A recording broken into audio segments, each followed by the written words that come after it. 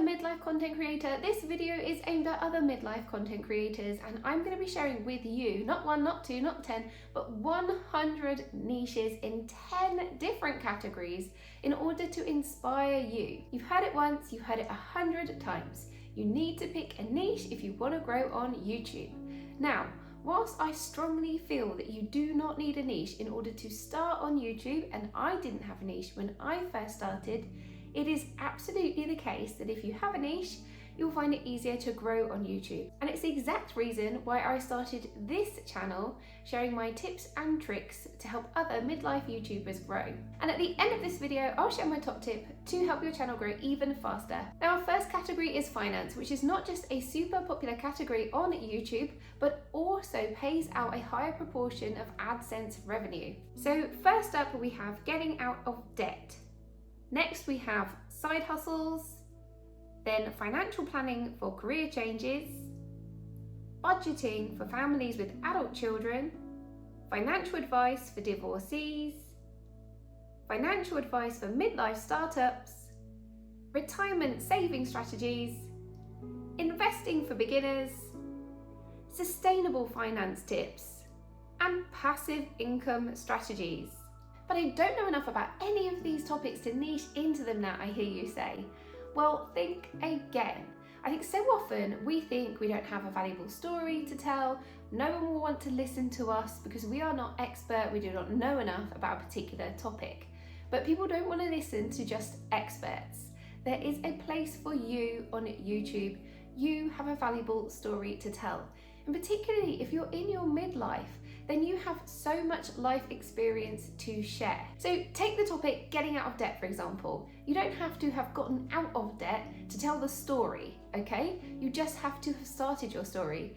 Making the decision to get yourself out of debt puts you leaps ahead of others who are struggling to accept the position that they are in.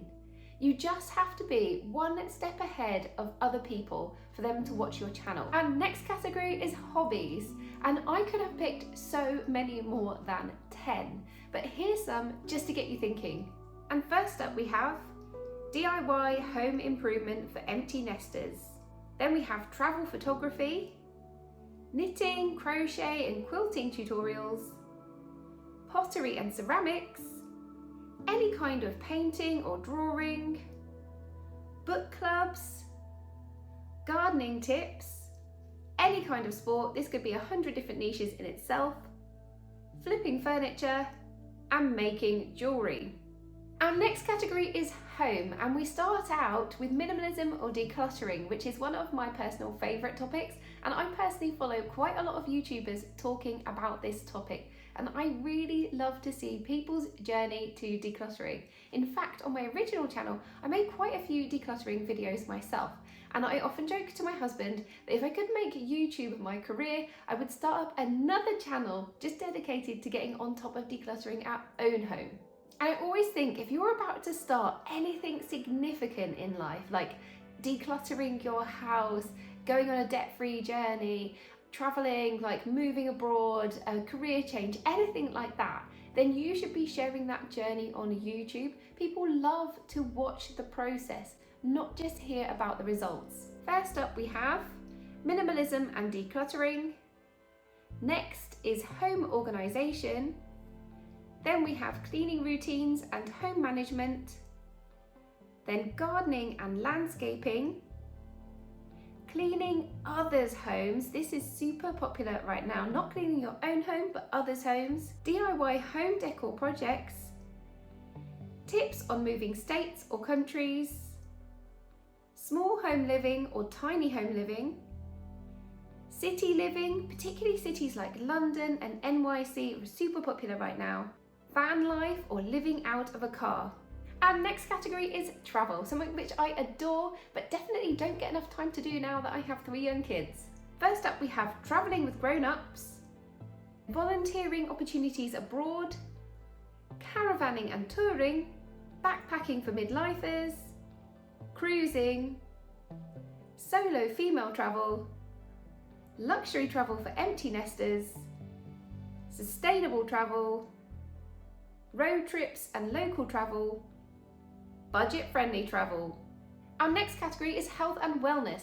This is always a super popular, ever-changing category on YouTube. First up, we have at-home workouts, then herbal and holistic remedies, fasting for midlife weight loss and health management, fitness and health challenges, walking and trekking, stress management techniques, healthy eating for busy professionals, yoga and meditation, menopause and hormonal health, and weight training in midlife for women. Next up, we have career and personal development. I could have put my own niche in this category, but actually didn't think to. First up, we have career development for working midlife mums. That's me. Second, we have confidence tips. Then best careers for midlife professionals. Transitioning from full-time to part-time work. Starting your own business. Managing midlife layoffs and job loss. Entrepreneurship opportunities for midlife creatives. Career changes for midlife professionals. Time management for busy midlifers. And advice for midlife job seekers. Next up, we have fashion and beauty. Perhaps you know more about hair care than I clearly do.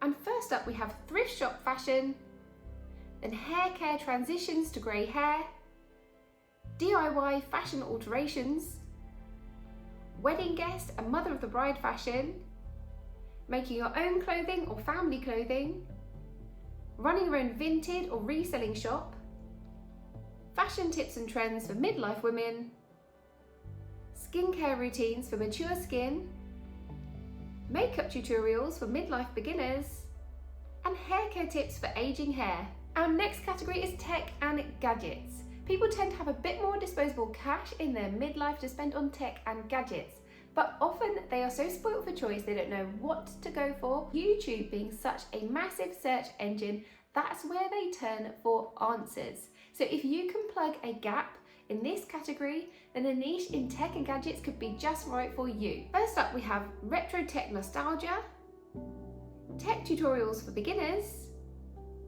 home automation and smart devices, DIY tech projects for midlife creators, tech reviews, social media tips for midlifer entrepreneurs, online privacy and cyber security, smartphone photography tips, beginners gadgets that simplify activities, and digital detox and mindfulness.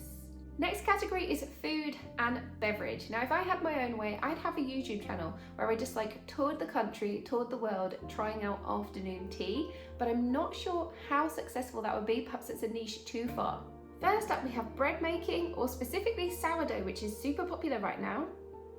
Then we have easy birthday cakes, specialist cuisines, low-calorie cooking and healthy eating, cooking for one, wine tasting and beverage tasting, maybe whiskey tasting, something like that, baking tutorials, meal planning and batch cooking, exploring local cuisine, and preserving and canning.